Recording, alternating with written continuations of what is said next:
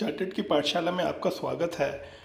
मई 2025 के एग्ज़ाम्स के लिए जो बच्चे अपीयर होने वाले हैं सीए कोर्स के लिए स्पेशल वीडियो है। ये सीएमए वालों के लिए नहीं है, सीएस वालों के लिए नहीं है, तो सीए कोर्स वालों के लिए। तो सीए कोर्स में जो फाउंडेशन का और सीए इंटर का एग्ज़ाम देने वाले हैं मई 25 में, उसके लिए ये एक अनाउंसमेंट आ गई है। तो प्लीज़ केयरफुली इस वीडियो को एंड तक देखना है और कहीं भी आपको स्किप नहीं करना है। कोई भी पॉइंट आपको लूज़ ना हो जाए, पता लगे आपका फॉर्म ही रिजेक्ट हो जाए और आप एग्ज़ाम ही नहीं दे पाओ।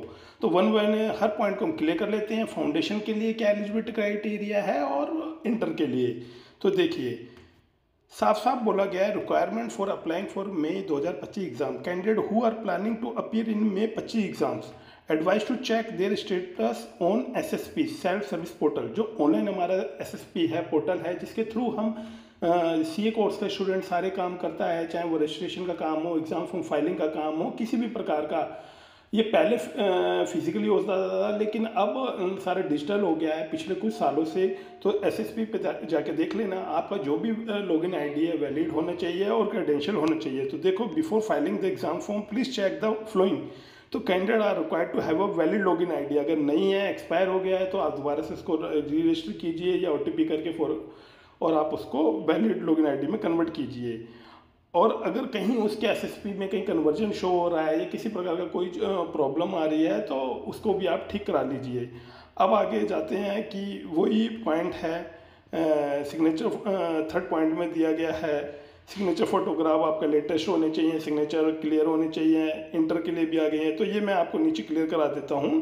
देखो, फाउंडेशन कोर्स के लिए स्पेसिफिक रिक्वायरमेंट जो बोली गई है कि 1 जनवरी 2025 से पहले उसका रजिस्ट्रेशन हो गया और 1 जनवरी 2025 से पहले, मई 25 में बैठने के लिए 1 जनवरी 2025 से पहले ऑन और बिफोर कन्वर्जन सीपीटी से फाउंडेशन में हो गया हो जब वो एग्ज़ाम देने जा रहा हो। दूसरा, अगर वो 12th में एग्ज़ाम दे रहा है तो उसका एडमिट कार्ड एसएसपी पे अपलोड होगा।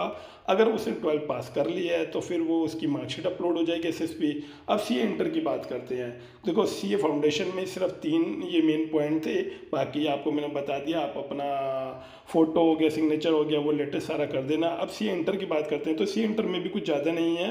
सीए इंटर में बोला गया है कि भाई जो उसका रजिस्ट्रेशन है, अगर वो मई 25 में एग्ज़ाम देना चाहता है तो 1 सितंबर ऑन और बिफोर उसकी कट ऑफ डेट रखी गई है 1 सितंबर 2024।